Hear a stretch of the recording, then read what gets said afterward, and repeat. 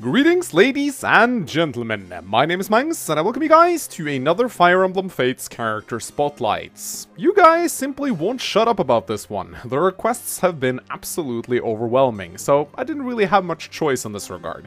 Today we are taking a look at the busty princess of Nohr, the loving, motherly, and slightly insane Camilla. Just tell me who I need to kill to make you happy, sweetie. Camilla is the oldest daughter of King Garon of Nohr, making her the princess of the nation. She is the half-sister of Sander, Leo, and Elise. Camilla's mother was one of King Garon's many mistresses, though through one of her support conversations, we learned that Sander is in fact King Garon's only true-born son, and that all the other Nohrian royal children are products of different mistresses and lovers from Garon's pasts. While she was raised in the Nohrian castle, surrounded by servants, Camilla's upbringing was quite tragic. Her mother merely used her as a tool to get closer to King Garon, and showed no love or affection for her own daughter. Due to this, Camilla was left with a void in her heart, which she found extremely difficult to fill. She therefore decided to act as a mother figure to her siblings, to make up for the one she never had. This motherly love manifested itself particularly strongly for Corrin when he was adopted into the family, as Camilla repeatedly showered him with praise and affection to make sure he never felt the lack of love and attention she experienced as a child, much to Corrin's dismay. Camilla would eventually hire two female retainers, Selena and Beruka, into her service. Selena was introduced to her by King Garon and impressed Camilla by beating all of her sparring partners in swordplay, as well as showing off her impressive work ethics. Beruka, on the other hand, was actually sent as an assassin to kill Camilla, but when she failed her assassination attempt, Camilla was impressed by the young assassin and immediately hired her. Camilla walks around in high heels and black plate mail armor with convenient windows placed in suggestive areas. She also has ridiculously large, bouncy boobs which are frequently shoved into your face. Her wavy hair is light purple and her eyes dark pink, and she wears a strange accessory on top of her head which resembles cat ears. What are you waiting for? Go give your big sister a hug. You're so cute. Camilla's personality is that of a loving, over-attached, and slightly insane mother. Due to being neglected as a child and not receiving any love from her mistress of a mother, who merely used her as a tool to get closer to Garon, there was an enormous void in Camilla's heart and a longing for empathy and care. As a result, Camilla would grow to project her motherly love onto her Nohrian siblings. Despite showing extreme devotion to those close to her, Camilla also has an incredibly sinister and dark side. She has no quarrels with killing to protect the ones she loves, but she almost seems to take pleasure in being sadistic and wicked to her enemies, and has been known to go on killer rampages when she's upset. We also see her display clear signs of insanity in the routes where Corrin does not choose to side with her, almost entirely losing her grasp on reality, and even in some cases claiming she wants to kill Corrin if she cannot have him for herself. Camilla is clearly a very damaged and dangerous person psychologically, and she walks a very careful line between being a loving sister and a deranged psychopath. I like where this is going, but I want to get there even faster. Camilla might very well be one of the best units in the entire game. Since she possesses royal blood, she has several distinct advantages over most other units, not only in the form of better stats and growth rates, but in her ability to activate dragon veins, and being a flyer, she can more easily get to some of the ones that are hard to reach. In certain maps where dragon veins play an important role, particularly in conquests, Camilla proves to be an absolutely invaluable unit. While there are certainly other units that perform better than Camilla in terms of raw combat, such as Sander or Ryoma, Camilla's availability is what makes her one of the more useful royal characters, as she joins in Chapter 10 of Conquest and Chapter 12 of Revelations. Even on higher difficulties, Camilla will absolutely shred the early game with her insane bases, and can absolutely carry the first half of the game on her shoulders, which is something Ryoma and Sander is not capable of doing due to not being present. Taking one quick glance at Camilla's base stats, even the most idiotic Fire Emblem player would clearly see how ridiculously broken she is. In the chapter she joins, both in Conquest and Revelations, and for many chapters thereafter, Camilla will easily one-round KO every single unit she comes in contact with. She has insanely good strength, speed, and defense, and being a Malignite, a new class introduced in Fates, which is essentially a Wyvern Lord with magic, she also sports decent magic and resistance, making bow-wielding enemies her sole weakness.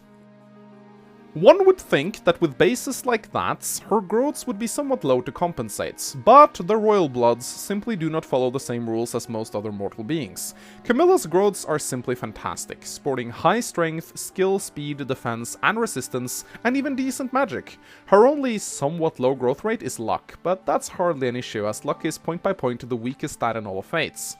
Because of these fantastic growth rates, Camilla ensures that she starts out strong and stays strong, though it will take her many chapters before killing units will actually yield her any experience, so try not to go too crazy with her.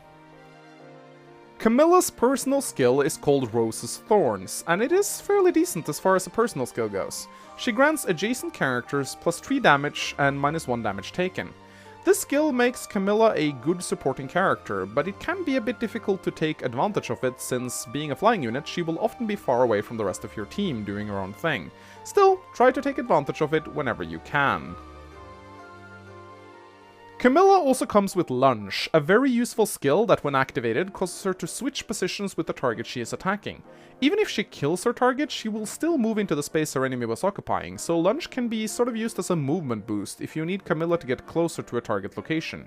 It can also be used to drag an enemy out of position, such as away from a fort, or into the attacking range of one of your other units. Just be careful not to lunge Camilla herself into the range of an enemy archer. At level 5, Camilla will gain Savage Blow, which will make her do heavy area of effect damage to all enemies within 2 spaces of the target she attacks, draining 20% of their total health.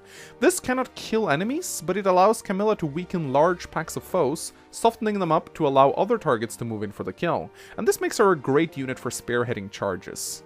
At level 15, she will obtain Trample, which gives her plus 5 extra damage against any non-mounted enemy. There's not much to say about this skill, it's extra damage and it's pretty fucking great. Using a Heart Seal, Camilla can reclass into a Wyvern Lord, Sorcerer, or Dark Knights. Wyvern Lord is actually a very legit option for her, as it will increase her physical stats and switch out her access to tomes with lances, which is a good trade-off considering Camilla's magic isn't super high.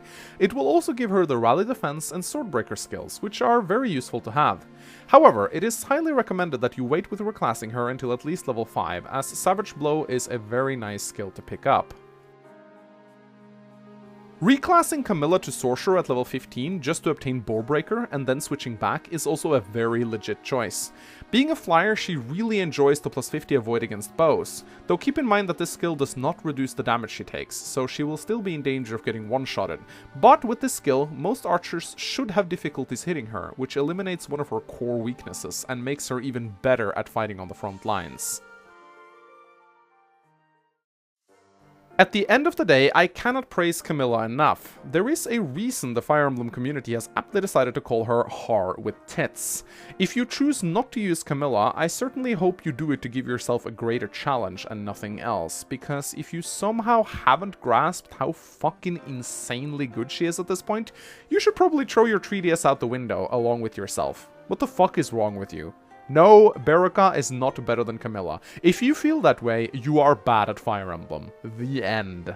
Thanks again for having me over, darling. Call me anytime. So, before we end this spotlight, I'd like to give my closing thoughts on something which has been discussed frequently in the comments section. Before I do these spotlights, I always read through the support conversations of the unit in question to get a better understanding of their personality and backstory. One of the most frequently made arguments in defense of Camilla is that you have to read her supports to understand her personality, and that she is actually a pretty well-designed character, despite mentioning the Avatar twice in every sentence during the main campaign and behaving like a deranged psychopath.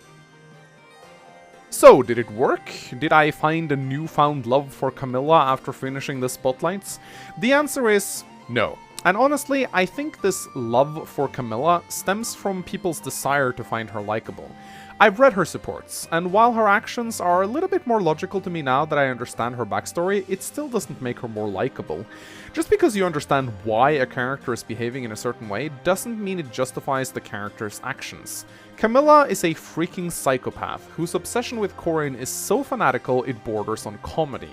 Don't get me wrong, I love her design, I think she is by far one of the most attractive females in Fates, but I do not see how understanding her backstory does anything to redeem her mess of a personality, which I still think is very weak. I'm sorry, Camilla fanboys, I still don't like her, though I'd gladly motorboat the shit out of those tits in my private quarters. Thank you for watching this character spotlight. If you want to watch more spotlights, you can click the link on the screen to visit my playlists, and there you will find all the previous spotlights I've done. If there is a specific character you'd like to see me cover in a future spotlight, let me know in the comment section below. If you found this particular spotlight entertaining, please give this video a like and a comment, it really helps out the channel a lot. And if you want to be updated whenever I release future videos, you can subscribe. As always, my name has been Manx, I hope you enjoyed this video, and I will see you next time. Goodbye.